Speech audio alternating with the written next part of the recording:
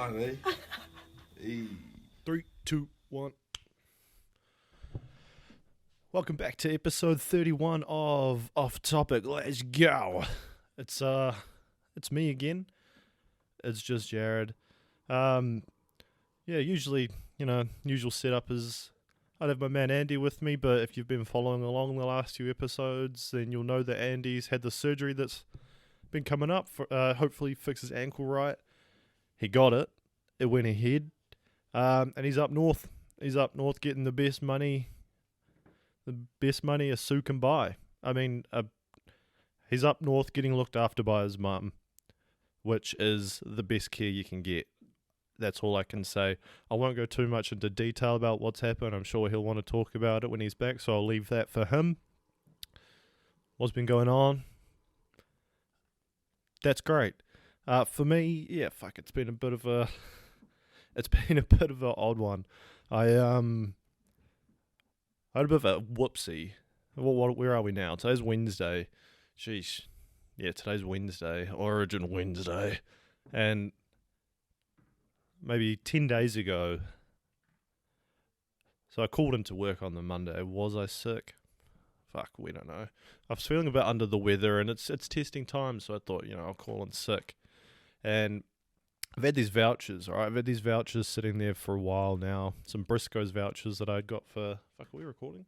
Sweet. That I'd got for Christmas. And I was like, we'll use them up. I was with the lady. Let's do some shopping. Finally, our schedules have aligned. Been able to catch up again. It's been great. Good to see it.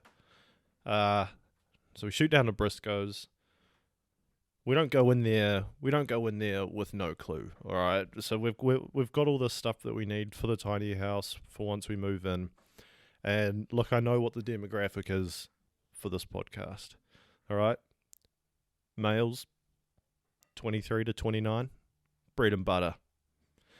So this might fall on deaf ears, but what I was looking for, I just knocked it, was some high quality pots and pans, and I do enjoy my cooking. I enjoy watching it, and I watch a lot of people talking about what's in their kitchen and shit. I want to know what the good shit is.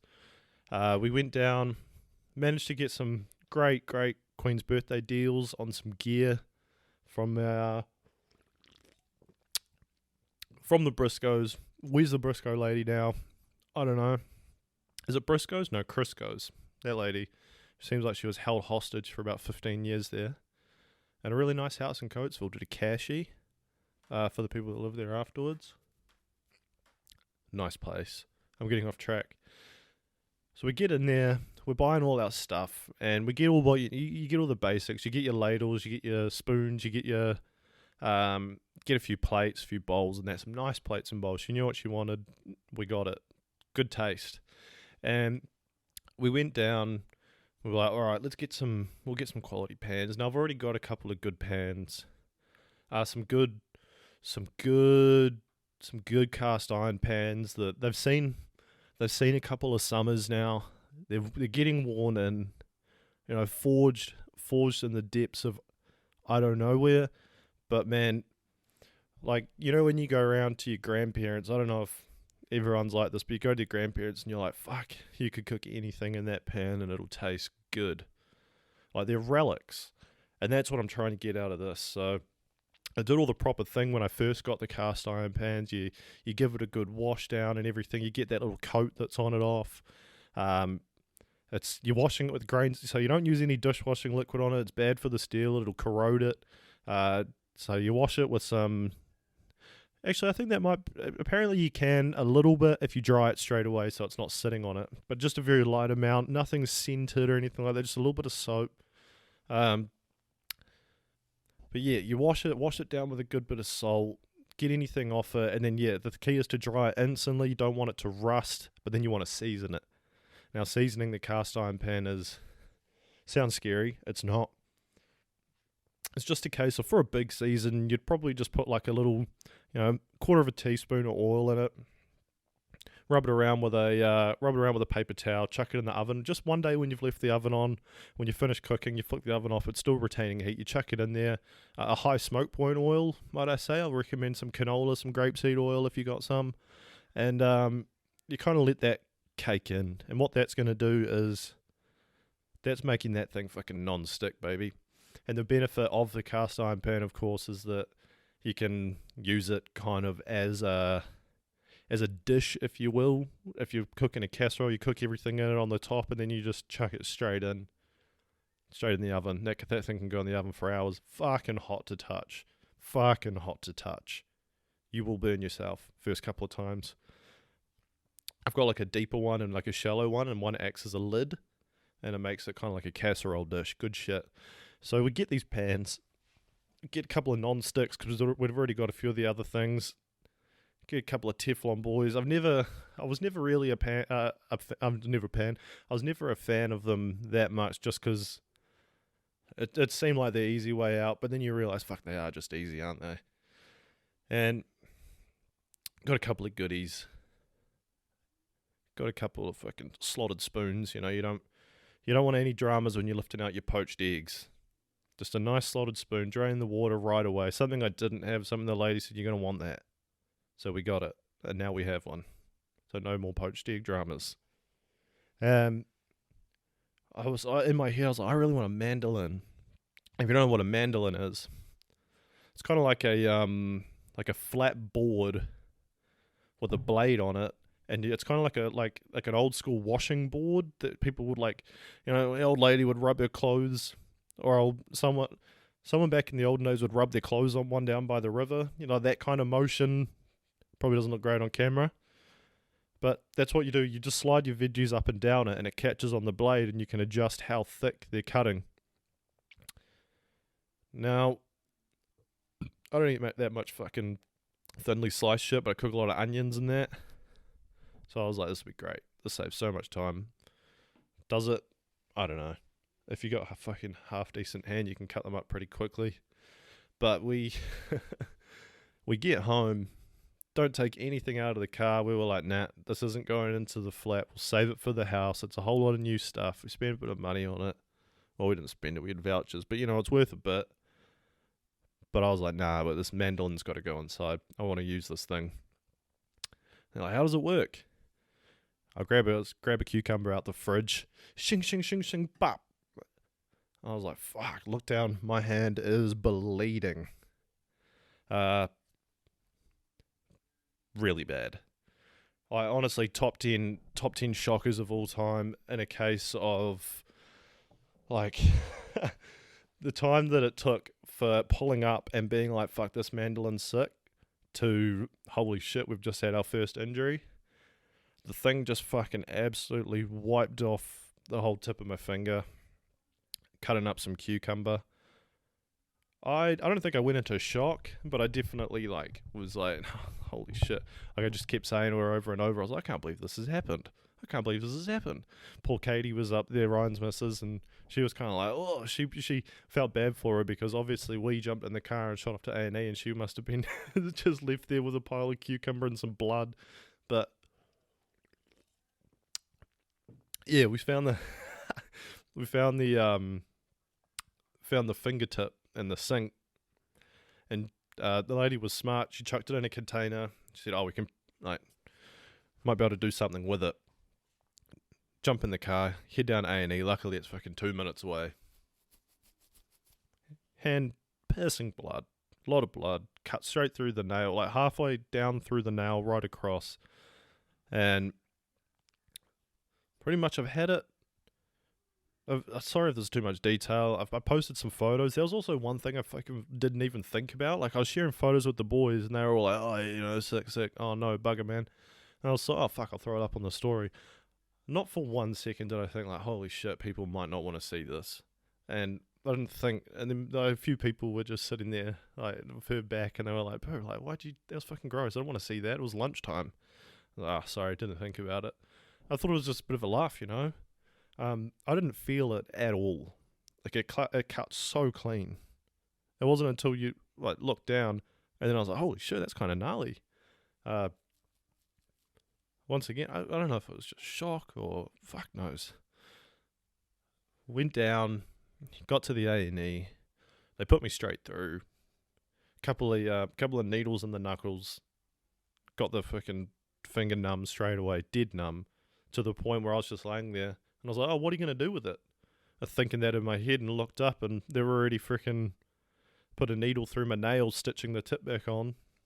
They did a great job. The lady was she's obviously starting to be, she's gonna be a nurse really soon, and she was onto it with the whole thing. As soon as it happened, she was like, "Yep, boom, in a container. We're in the car. We're going." And I said to her in the car, I was like, "Oh, this if it can't go back on, this shit just kind of grows back, right?" And she was just, "Nah, no." So I was like, "Oh fuck, all right." Small world. So my dad's missing a bunch of fingers. His hand kind of looks like a T-Rex footprint, if you know what I mean. Like the ring finger and the index are quite nubbish, and the others are weird. He's got like scars kind of all over his hand. It doesn't move that well. So obviously, once I put up the photo, just a million fucking people, "Oh, you're just trying to be like your dad, eh? You're just trying to be like your dad." Yeah, alright. I was just trying to have some fucking cucumber and some fun. Lay off. They managed to get the end back on. I said to them over and over, I was like, "Look, what's the odds that this thing's staying on? Shoot me straight, doc."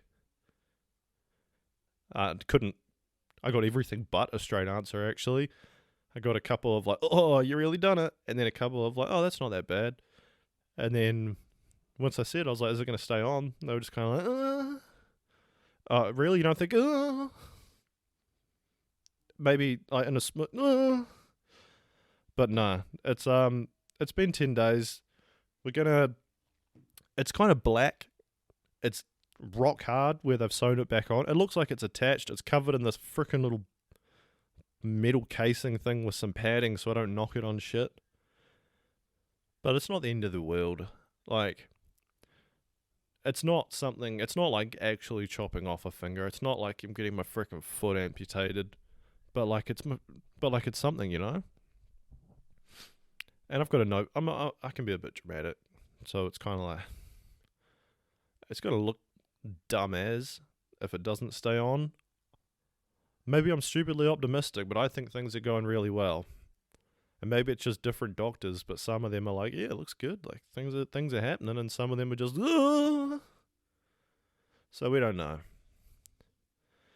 So I pretty much had the week off work. Main thing was just keeping my fucking antibiotics going, because that they were running the risk of a bone infection was what they were worried about. But like, fuck, it's for any gamer person out there that games on a PC, it's the finger that I press for W, which is like the be all and end all. So I haven't been able to do fuck all. But sit there and just think. That sounded real deep. No, I didn't just sit there and think. I've had the lady with me the whole time. Like I said, fantastic to see her. I've also been smashing through some movies, and I haven't. It's almost like I don't allow myself enough time to watch movies. Like I always think before I start, when I'm like, "Oh, you're really going to commit for 2.5 hours?" Well, what happened to the 90-minute movie? Hey, in and out. Take a piss easy. Give me a Land Before Time, a Land of the Lost, anything. Doesn't have to be land related. But I've been watching a few movies, which has been really good, because I wrote this list I'm trying to get through. And, you know, fingers crossed, we're fucking starting to get through things. One of them that I watched in preparation was we went back and watched the old Top Gun again. Now I watched it fucking maybe as like a kid or something, but I haven't seen it, I'd say, in over a decade. And lady hadn't either. So we were like, alright, let's get some fucking Tom Cruise going. I'm not an action movie guy. Like, I think I need some substance, you know? Like, that sounds, sure, you can have substance in, like, you know, you got to get the Tesseract, and I'm working for the CIA, and fucking shoot night scene Like James Bond ain't really my shit, you know. I like I'll take a romance over that. I'll take a rom com. Something with a bit of feel, something to pull the heartstrings, you know. Especially if I'm like if I'm a little bit hungover, or a little bit tired, or I've had a bit on my plate. Fuck, a rom com goes a long way. Of just like, fuck, everything's gonna be all right. I remember when I was single, like back when I was living in Andy's flat, you know. I keep saying, you know, sorry.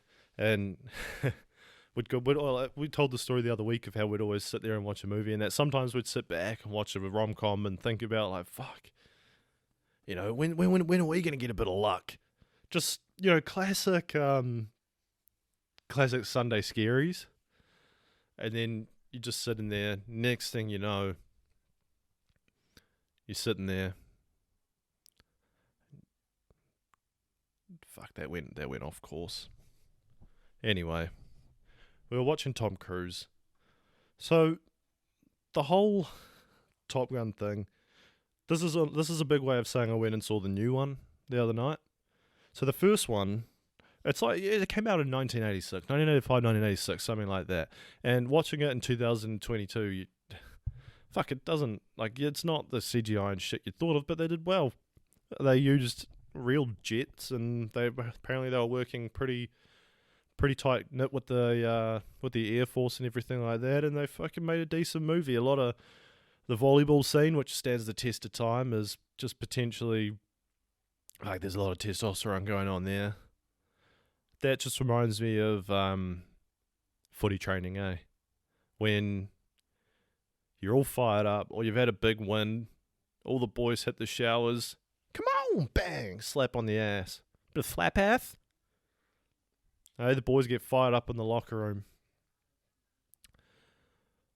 I wonder if the new movies had the same sort of like, the first one apparently had a huge influx of people applying for the Navy. I wonder if what it's going to be like. I'd be interested to check back in 6 months or a year or something to see if this one had the same sort of effect. Because there's this whole, like, people are so easily influenced. Like, you see something, like, even after watching that first one, it was just like, fuck, I'm going to learn how to ride a motorbike. Or, you're like, man, I got to get in shape. The amount of, like, where's it set? Where's it set? Because these guys are sweaty all the time. Sweaty, oiled, tanned, jacked. And some of them are like 6'5". I thought for a pilot you had to be 4'9" and like maybe 70 kilos dripping wet. You had to be a bag of twisties to go fly a plane. Well, I don't know. Fuck. I thought the new one was good. The old one, you know, I'm sure it was huge at the time. But I definitely enjoyed the older one more once I had seen the new one, because it was so fresh in my mind that once the new one, the Top Gun Maverick, had started, it was kind of like, oh, they're using that shot again, and he's using that song, and it's all these callbacks, which, you know, is deep set in nostalgia. Like, if you wanted to make it nostalgia for me, then the love interest would have been Pamela Anderson, and the fucking the soundtrack would have been Atomic Kitten. But I'm not a director, and they're not paying me the big bucks. What happened to Atomic Kitten? Like, is there just a generation of people in their 20s and 30s around Australasia not knowing what the fuck happened to Atomic Kitten? Or am I missing out on the bigger picture here? Because they had a couple hits. You can make me whole again. It brought back the one thing though that I think we don't see as much now in movies, and because I've been watching a lot of movies lately, and also we had the Oscar chat sort of earlier in the year, those are sort of more of the movies I watched, the art house films, the A24 films, A24. I watched, kind of that, The Thinkers, or it's like, if you don't get it, it's because it's art, or it's crushing some sort of big issue. Top Gun was just, like I said, some oiled, tan fucking dudes flying some planes on a big mission, which is usually not my cup of tea at all, but they managed to pull it off. Like, it's the thing that you wanted, which we had so much of back in the day, which was Hollywood, you know? This whole larger than life. You go to see something that wouldn't happen to you. Whereas nowadays, you know, you see someone, you might go to a movie and everything's good in taste. Like, you might go see a movie about someone that's having a fucking bit of a rough time. And you're like, oh, okay, I can relate to that. That's why I like that one. But then sometimes you just want to see a thing where you're like, that is never fucking going to be me, but I will watch someone else do it all day long. And that's what it provided. Tom Cruise is a fucking robot. I feel like this whole podcast has just been me taking a sip and then saying a random statement of something. But Tom Cruise, is he still into the Scientology? Like, is that something that just went away? Are we... So, what is... Actually, I'm going to quickly Google it. Like, what are they... It's a religion, but it's on science. Isn't that kind of fucking... Aren't they... Don't they just want to scrap each other? Scientology. There we go. Our doors are open. Our help is yours. Getting inside, look into a church. Fuck, okay, nah. That doesn't sound like a bit of me. How did he get roped into it? He didn't start it or anything, I assume. How did he get roped into that? And was that what the end of him and Katie Holmes was? Was that he fucking... They got something to do with aliens, right? The Scientologists? Was that War of the Worlds loosely based on his, like, Last Supper? Because I don't know what this whole thing's fucking all about. And it's a bit to dive into. I mean, it's religious chat, but is it? Fuck. I've been in this weird spot lately where, and I think it's because of the finger, and I think it's because of the whole, like, winter. I've been stuck at home. Haven't been able to fucking do shit lately, but I need to blow off some fucking steam. And when I say that, I need to go out and get blind and fucking make a bad decision. Maybe make a couple bad decisions. But I think, like, Andy would fucking laugh at this if he was here. I've pitched the idea of going for some cocktails. I couldn't even name 5. Like, I'm not a cocktail drinker. I drink pals, I drink beers. That's about it. I really want to start getting a taste for the stiff stuff. Pause. But I want to learn how to enjoy, like, a good whiskey without having to fucking dilute it or pretend like I like it. I want to get a taste for it. I want to get a taste for, like, tequila. I want to know about gins. I mean, 5 episodes I was saying it was fucking rocket fuel? Give it to me. Tell me about the flowers. But I think I'm a cocktail guy now. I'm probably going to bin everything I own, load up on linen shirts, get a couple of good pairs of sunnies. Hell, maybe book a trip to Cuba. But I'm a cocktail guy now. So if anyone's got any good places, and I'm going to pitch a couple of things to you guys, because there's a couple of things that go along with this cocktail lifestyle. I want to go out for cocktails. I've pitched the idea to the fellas.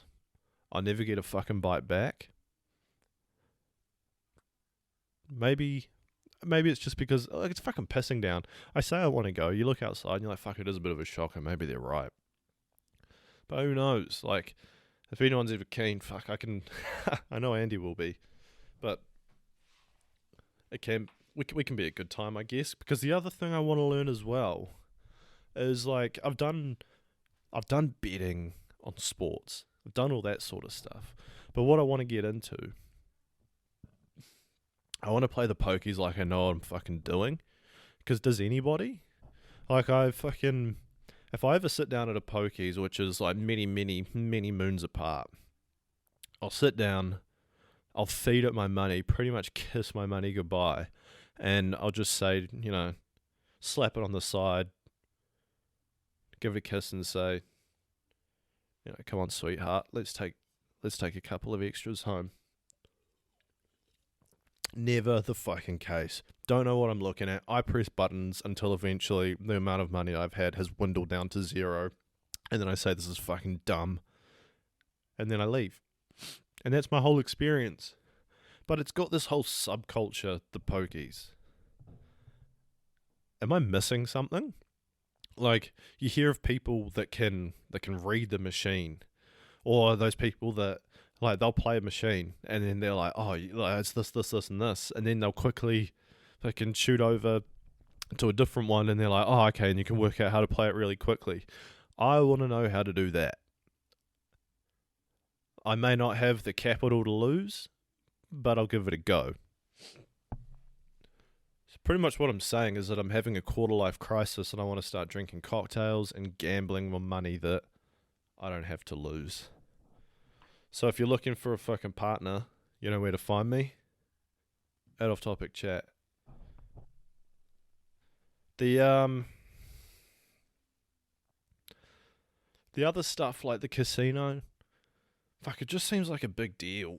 Like, I've been a couple of times, lose my money. I'm only going for the pokies.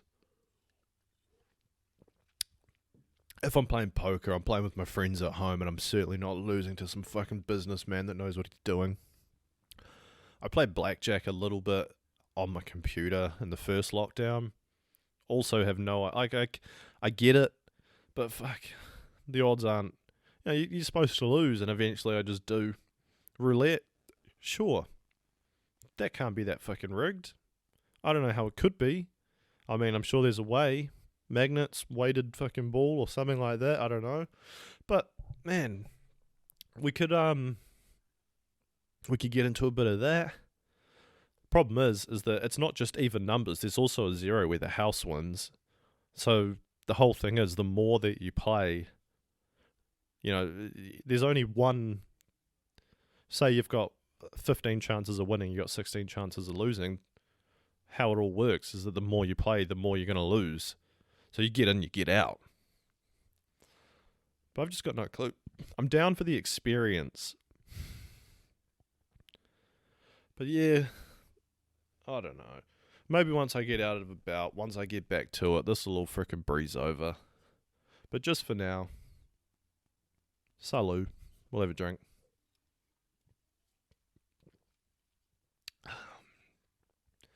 Now it is Wednesday. And well, it's not the first Wednesday, but it's the second Wednesday of June, so that can only mean one thing. Like a state of origin tonight. I'm having a few drinks beforehand. I like to get a bit excited. I like to get into it. The escapism, like I was just talking about with the movies. You know, like, I don't know if I explained that well, but, like, it's always this shit. Like, when you watched a movie back in the day, when you watch The League and everything, you're just like, fuck, like, how are these dudes doing what they're doing? They're absolute gladiators. But then it's the same as when you watch, so say a movie like 300. I know it was kind of cartoonized, but the Spartans didn't really have perfectly jacked rigs and six packs. Like, that's just not what the world... They didn't have the means to have perfectly sculpted rigs. If you carry a sword and a shield, yeah, you're gonna get pretty big shoulders and shit like that. But you're not gonna sculpt your body like you're Ronnie frickin' Coleman. Who knows? Wasn't there. But yeah, state of origin tonight. Fuck, mate, it's tough going.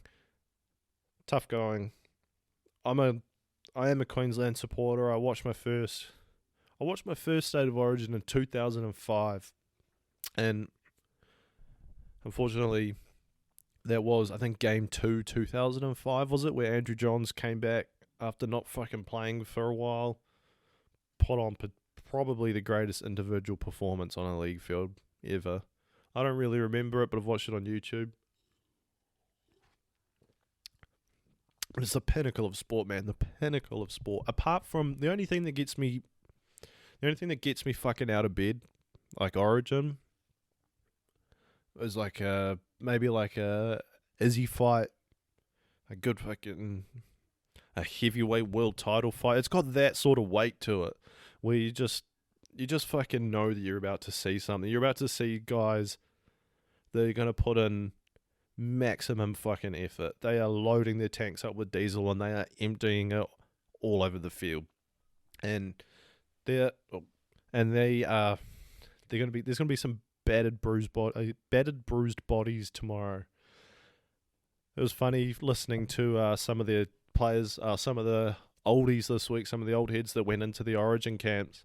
Because back in the day, apparently all Origin camps it's because everybody knows how to play. It's like the coach, he's not going there to coach, right? He's going there to manage personalities, per se. It's like what Kevin Durant said in that, in the interview with David Letterman on his new season of his series on Netflix. Letterman asked him, he was like, so at the NBA level, what does a coach actually do? And Durant said, he was like, everybody knows how to play. Everybody knows all the terminology and everybody knows every scheme that there can be. All he's doing is managing personalities at that point and trying to get the chemistry right, which is what I feel like coaches at the State of Origin level are doing as well. You got 1 week to repair. You play 3 times and it's fucking best out of 3. So back in the day, apparently all they did was, all right, we're playing in a week. We'll run some plays for the 3 or 4 days out. We'll start looking at some plays. Get on the fucking piss. And they would just go on these huge benders, go wild. And then, the old heads are saying once, now that they've gone back into the camps, and they were like, man, I was really let down. I'm not seeing anybody hungover. I'm not seeing anybody doing this, doing that. Because it's so freaking cutting edge now. It's like, ugh. Jeez Louise. But, I don't know. Hopefully Queensland wins. They will be doing it without Rabs, though. Rabs, if you don't know, Ray Warren, the voice of rugby league.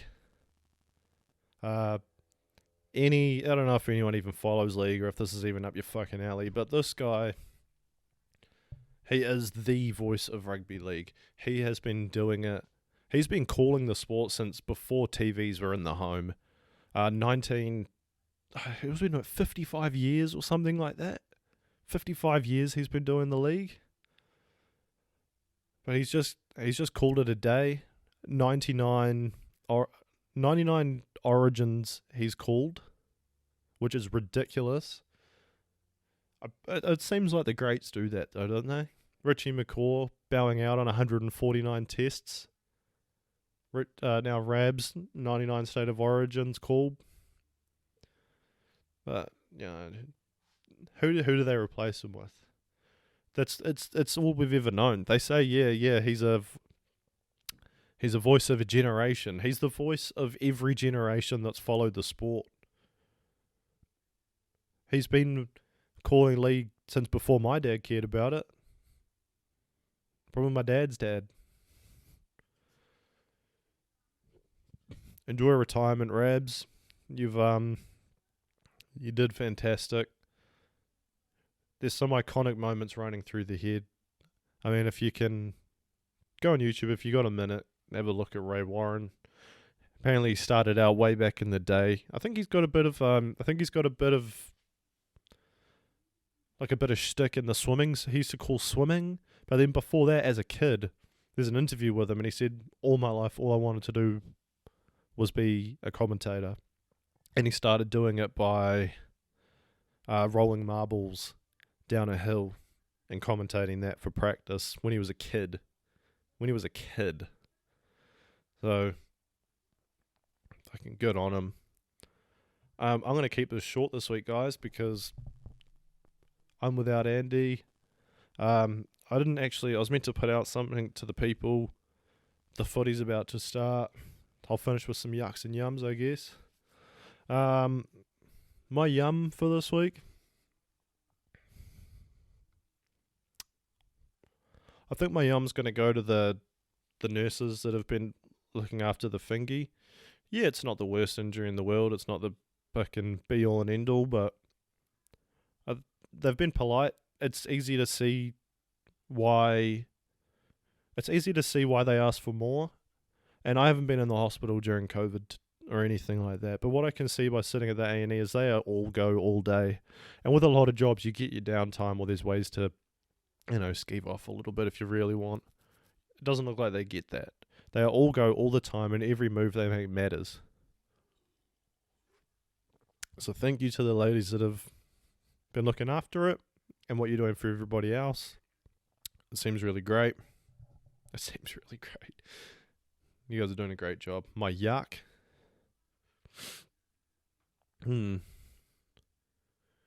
Yeah, my yuck. I'll just say it. Yeah, my yuck's the finger. 2 things. Can't press W on the computer, so can't play any fucking computer. The second one, I'm left-handed. I don't know if anyone's ever tried to wipe their ass with their bad hand, but it's tricky. Alright, and it's not exactly angelic down there, if you know what I mean. And I'm on medication, so she's a little backed up. But yeah, hey, thanks for tuning in this week, guys. I suppose, I'm not going to say anything now, but we have been a little affected as of lately with we had a bit lined up, but between you just got to be on the move, I guess. We knew Andy's operation was coming. He's just up north getting that right. He'll be back really soon. And then we've got a couple of things lined up for yous. So stay in touch. If any of you want to speak out about anything, once again, I'm saying it till the cows come home. Come talk to me. We'll talk about anything, guys. Thank you. I don't think we got to say properly with the last Chums episode. Thank you to everyone that listened to that. We got a lot of messages saying people loved it. I hope you guys did. Great guys, good friends. Yeah, the 30 episode thing, that was cool. Yeah, I'll see you guys around. If anyone knows any good cocktails, knows any good cocktail places, or knows how to fucking read the pokies, reach out to me. You can get out at Off Topic Chat on Instagram, or at Off Topic Potty on TikTok, or you can email us at offtopicjandy@gmail.com. So stay safe, guys. Have a great week. We'll see you next week. Might be back with Andy. Capiche.